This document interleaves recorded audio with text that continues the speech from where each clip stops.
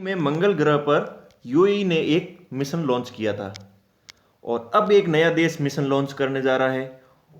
उस पर आज अपना यह सवाल है, निम्न में से किस देश ने मंगल ग्रह पर अपना पहला स्वतंत्र मिशन तियानवेन वन लॉन्च किया है? जापान, साउथ कोरिया, चीन और उत्तरी कोरिया। इसका राइट आंसर है चीन। इसे याद करने के लिए आपको एक ट्रिक बता देता हूं। तियानवेन रिलेटेड, आप इसे करो ताइवान। ताइवान और तियानवेन एक रिलेटेड शब्द है। तो ताइवान मतलब चीन का पार्ट है, तो तियानवेन वन भी चीन ने मंगल ग्रह पर अपना ये मिशन लॉन्च किया है। इससे पहले भी चाइना ने यह मिशन लॉन्च किया था, लेकिन चाइना का यह मिशन फेल हो चुका था।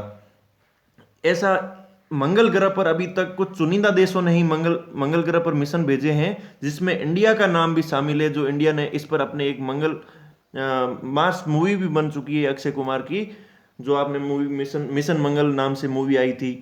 और इंडिया ने स्वतंत्र रूप से बिना किसी देश की सहायता लिए मंगल ग्रह पर अपना मिशन भेजा था। चाइना ने रसिया की सहायता से ये मिशन भेजा था, लेकिन वो मिशन फेल हो गया था। इससे रोसकॉस्मोस रसिया की एजेंसी ने भेज रखा है, यूएसए की एजेंसी ने भेज रखा है, और चाइना की और अपने इंडिया ने भी इस पर मिशन भेज दिया है। अब थोड़े दिन पहले यूएई ने इस पर लॉन्च मिशन किया था, जो कि 4th नंबर पोजीशन बनता है, और चाइना अब इसमें 5th नंबर की पोजीशन पर बनने के लिए तैयार है। और यूएसए भी इस पर अभी एक और वापिस अपना मिशन भेजने के लिए तत्पर है। अब सवाल उठता है कि यार इसी साल मंगल ग्रह पर क्यों मिशन भेज रहे हैं? इसका कारण यह है कि इस साल मंगल ग्रह पर मंगल और पृथ्वी के बीच की दूरी कम है। ये एक स्पेशल सिचुएशन होती है जिसमें मतलब कम दूरी हमें तय करनी पड़ेगी, इसलिए यह साल अनुकूल है।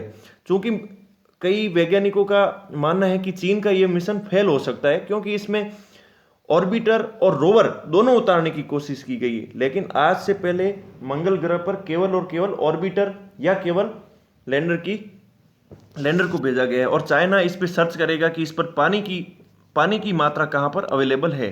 चूंकि अब मैंने आपको इसका विस्तार से व्याख्या बता दी गई है, और ये इस पर इसकी व्याख्या दी गई है। चीन ने दक्षिण चीन सागर से ये मिशन लॉन्च किया है। दक्षिण चीन के उष्ण कटिबंधीय हेनान प्रांत में वैनचांग स्पेस लॉन्च साइट से अंतरिक्ष यान ने कल कर उड़ान भरी थी। और आपको ये भी याद रखना है कि यूएई ने भी इसमें मिशन भेज दिया और भारत ने भी सक्सेस रूप से मिशन भेजा गया है। दोस्तों, ये मेरा आज अभी मैंने करंट सेक्शन नया शुरू किया है। यदि आपको ये करंट सेक्शन अच्छा लगता हो तो आप मेरे चैनल को लाइक, शेयर एंड सब्सक्राइब जरूर कीजिएगा। और डेली के 10 सवाल आपको मिलेंगे, और एक स्टैटिक पोर्शन जीके हिस्ट्री के भी मैं करंट्स लाता हूँ। तो अब नेक्स्ट सवाल देखेंगे, किस पेमेंट बैंक ने एयरटेल वित्तीय सेवा क्षेत्र की नौकरियों के लिए कौशल ग्रामीण युवाओं के लिए एनएसडीसी के साथ भागीदारी की है? तो इसका राइट आंसर है एयरटेल पेमेंट बैंक। तो इसमें क्या क्या काम किया गया है, तो ये देखेंगे कि एयरटेल पेमेंट बैंक ने ग्रामीण भारत, जो गांव के बच्चे हैं, युवा है, उनको प्रशिक्षित करने के लिए नेशनल स्किल डेवलपमेंट कॉरपोरेशन के साथ भागीदारी की है। राष्ट्रीय कौशल विकास निगम के क्या काम करेंगे? ये यूथ को नॉलेज और प्रशिक्षण द्वारा ग्रामीण मतलब जो गांव के एरिया है और थोड़े से सेमी अर्बन क्षेत्र है, वहां पर लोगों को फाइनेंशियल रूप में सिखाया जाएगा और बैंकिंग सेवाओं को ज़्यादा से ज़्यादा प्रोवाइड किया जाएगा, ताकि लोग मतलब इनके वित्तीय क्षेत्र में ज़्यादा समझ बढ़ चुके। और एयरटेल पेमेंट्स बैंक का हेडक्वार्टर कहाँ पर है? नई दिल्ली में। चूंकि ये ज़्यादा इंपॉर्टेंट नहीं है, अपने को ये जो देखा है वही इंपॉर्टेंट है। ठीक, अब जुलाई 2020 में निम्न में से किस देश को विश्व व्यापार संगठन वर्ल्ड ट्रेड ऑर्गेनाइजेशन WTO में पर्यवेक्षक का दर्जा मिला है? दोस्तों, आपको WTO की स्थापना और इसका मुख्यालय कहाँ है आपको कमेंट सेक्शन में बताना है। आपके कमेंट बिल्कुल नहीं आ रहे हैं, आपको इसमें कमेंट करना जरूरी है। तो इसका राइट आंसर है तुर्कमेनिस्तान। तो इसकी व्याख्या देखेंगे। तुर्कमेनिस्तान को WTO World Trade Organization General Council द्वारा ऑब्जर्वर का दर्जा दिया गया है। ठीक है, ये पड़ोसी मध्य एशियाई देश, ये भी लिख रखा है कि इन्होंने ज्वाइन कर लिया है। और उज्बेकिस्तान 1994 के बाद से WTO में अभी तक इस पर बातचीत कर रहा है। ठीक, ये क्या है कि तुर्कमेनिस्तान जो कि पहले सोवियत गणराज्य, पूर्व सोवियत गणराज्य का हिस्सा था, उसने भी अब लास्ट रूप में से इसको ज्वाइन कर लिया है। नेक्स्ट सवाल देखेंगे, ये अपन ने तियानवेन 1 को लॉन्च किसने किया है, ये अपन सवाल देख चुके हैं सबसे पहले। अब हाल ही में देखो, आपको पता होगी कि सोनू सूद इस बार चर्चा में रहा है। सोनू सूद ने बहुत ही अच्छा काम किया है, जो भी लॉकडाउन में श्रमिक फंस रखे थे तो उनसे रिलेटेड ये सवाल बन चुका है। निम्नलिखित में किसने हाल ही में प्रवासियों को नौकरी के अवसर खोजने में मदद करने के लिए प्रवासी रोजगार ऐप लॉन्च किया है। अभी चर्चा की थी, देखो कंगना रनौत ने अभी खास काम नहीं किया है, अक्षय कुमार ने 25 करोड़ रुपए दिए थे, सलमान खान ने भी कुछ हेल्प की थी लेकिन ज़्यादा ओपनली नहीं की थी, लेकिन सोनू सूद इस बार राष्ट्रीय मीडिया पर अच्छे रूप से चर्चित रहे थे। तो सोनू सूद ने इस प्रकार का जो प्रवासियों के लिए ऐप लॉन्च किया है, ताकि क्या करेंगे, ये ऐप नौकरी खोजने के लिए सभी आवश्यक जानकारी और सही लिंक प्रदान करेगा। कैसे? क्योंकि इस ऐप से 500 से अधिक प्रतिष्ठित कंपनियां इस ऐप के माध्यम से जोड़ दी गई है। आपको इस ऐप पर जाना है और वहां से जो भी जिस भी कंपनी में आपको जॉब अवेलेबल होगी वहां आप ज्वाइन कर सकते हो। ये मंच अंग्रेजी बोलने वाले जैसे विशिष्ट प्रशिक्षण कार्यक्रमों की भी पेशकश करेगा। ठीक है, ये सवाल आपको। नेक्स्ट सवाल है, 23 जुलाई को प्रधानमंत्री नरेंद्र मोदी ने किस राज्य में जल आपूर्ति परियोजना की आधारशिला रखी है? तो प्रधानमंत्री जी का टारगेट है हर घर पे नल, हर घर जल की स्कीम के तहत माननीय प्रधानमंत्री नरेंद्र मोदी जी ने जल आपूर्ति परियोजना की आधारशिला किस में रखी है? तो इसका राइट आंसर है मणिपुर में प्रधानमंत्री मोदी जी ने यह शिला रखी है। क्या टारगेट है? सेंट्रल गवर्नमेंट ने टारगेट किया है कि 2024 तक हर घर पर जल जाना चाहिए। कैसे? हर घर के लिए नल कनेक्शन उपलब्ध कराने। भारत में लगभग 19 करोड़ घर है, जिसमें से केवल 24% में ही मीठे पानी का घरेलू नल उपलब्ध है।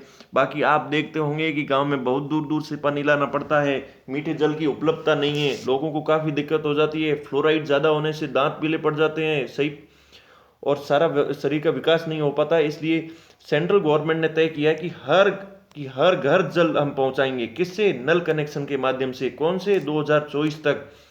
कितने घर है? 19 करोड़। 24% मीठे पानी है, मतलब 75% घरों को कवर करना है। इसे कौन सी मिनिस्ट्री संभाल रही है? इसे जल शक्ति मंत्रालय संभाल रहा है। नेक्स्ट सवाल देखेंगे, हाल ही में national payment corporation of India NPCI क्या है? एनपीसीआई एक अपने ऑनलाइन पेमेंट के लिए, मतलब एक गवर्नमेंट टाइप की कंपनी है, कितने रुपए से कम के आवर्ती भुगतान के लिए यूपीआई ऑटो पे सुविधा प्रदान की है। आवर्ती भुगतान मतलब किसी भी पेमेंट को हमें कभी रिपीट करना हो ना, कि आज एक मैंने रिपीट किया, अब मुझे पता है कि अगले महीने मेरे अखबार का बिल पे करना है, तो मैं उस अखबार को रिमाइंडर में सेट कर डालूंगा, अपने आप उस पर ऑटो पे हो जाएगा। ये देख रहेगा यूपीआई ऑटो पे की सुविधा। और रिपीट पेमेंट मतलब मुझे एक पेमेंट को बार बार करना है, सिलेंडर को बार बार पेमेंट करना है, या फिर रिचार्ज बार बार करना है, तो उसके लिए यूपीआई सुविधा शुरू की है। कितने हजार रुपए तक की है? तो इसका सही आंसर है 2000 रुपए। क्या व्याख्या है इसकी? कि भाई NPCI national payment corporation India, आपको पता होगा कि ये भी यूपीआई, भारत पे इस टाइप के इसने मंच डेवलप किए हैं।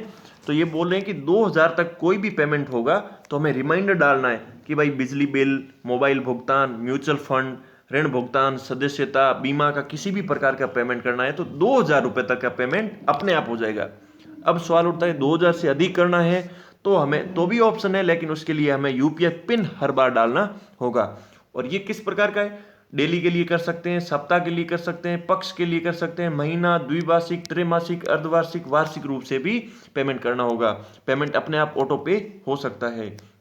नेक्स्ट क्वेश्चन है कि भारत ने किस देश के साथ mass plant neighbourhood fish processing plant के विकास के लिए अनुबंध पर हस्ताक्षर किए हैं?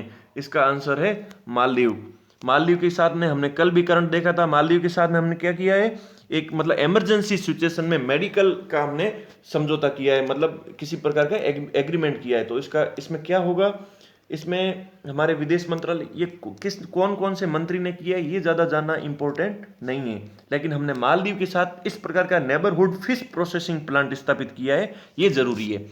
क्या किया है? 5.5 मिलियन की कुल लागत का $5.5 मिलियन की कुल लागत का प्रोजेक्ट है और स्थानीय निकायों के माध्यम से उच्च प्रभाव सामुदायिक विकास करना होगा। मतलब लोकल बॉडीज है उनके माध्यम से हमें अच्छे प्रकार का समुदाय का विकास करना है, इसके लिए ये एक प्रकार का एग्रीमेंट हुआ है।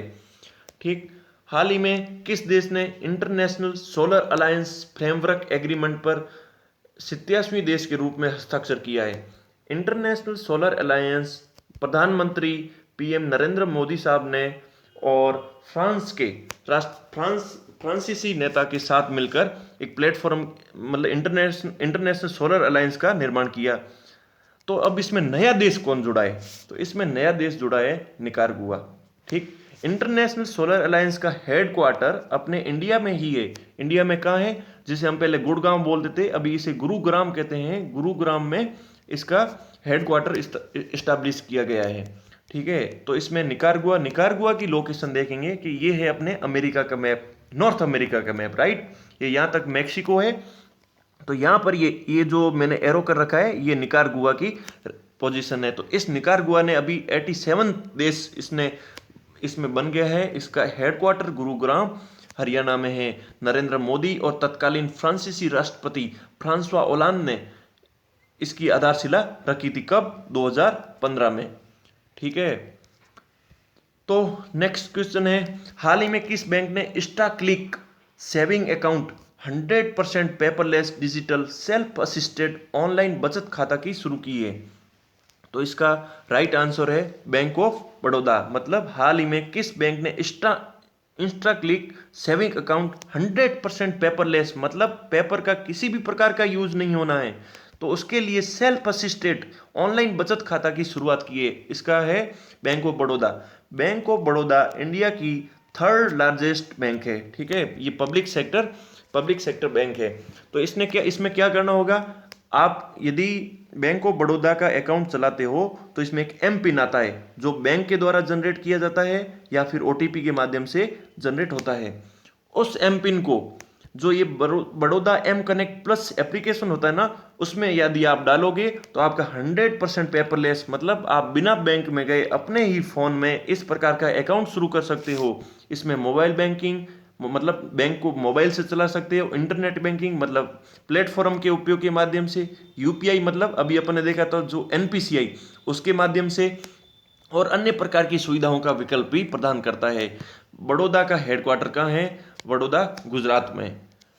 फिर नेक्स्ट क्वेश्चन है आज का अंतिम सवाल, राष्ट्रीय प्रसारण नेशनल ब्रॉडकास्टिंग दिवस कब मनाया जाता है? नेशनल ब्रॉडकास्टिंग दिवस 23 जुलाई को मनाया जाता है। 23 जुलाई को मनाया जाता है। भारत में पहला प्रसारण जून 1923 में हुआ था, जिसे बॉम्बे रेडियो क्लब द्वारा जब कलकत्ता रेडियो क्लब की स्थापना की तब की थी। लेकिन जब 23 जुलाई 1927 को एक निजी company Bombay station of the Indian broadcasting company द्वारा भारत में पहले रेडियो प्रसारण के रूप में मनाया, तब से ये 23 जुलाई से हम इसे नेशनल ब्रॉडकास्टिंग डे मनाने लगे। ऑल इंडिया रेडियो स्टेशन इसका ये मोटो है, बहुजन हितैषी बहुजन सुखाय। आज ये 10 सवाल पूरे हो चुके हैं और ये वन लाइनर मैंने आपके लिए यहाँ पर लाइनें डाल रखी है। आप इसे पॉज किए और आराम से पढ़ सकते हैं कि ये क्या क्या दे रखे हैं। इस वीडियो का पीडीएफ मैंने इस डिस्क्रिप्शन बॉक्स में दे रखा है और आप मेरे Telegram channel wisdom RS official में आप जुड़ सकते हो, जहाँ से आपको इसका पीडीएफ मिल सकता है। मेरे दोस्तों, आपको यदि ये वीडियो अच्छा लगा हो तो आप प्लीज़ इसे लाइक कीजिए या डिसलाइक भी कीजिए। यदि आपको कुछ प्रकार के सुझाव देने हैं तो आप कमेंट बॉक्स आपके लिए खुला है और आप चैनल को लाइक शेयर एंड सब्सक्राइब कर सकते हो। फिर मिलते हैं एक नई वीडियो के साथ में, तब तक अलविदा। जय हिंद, जय जवान, जय किसान।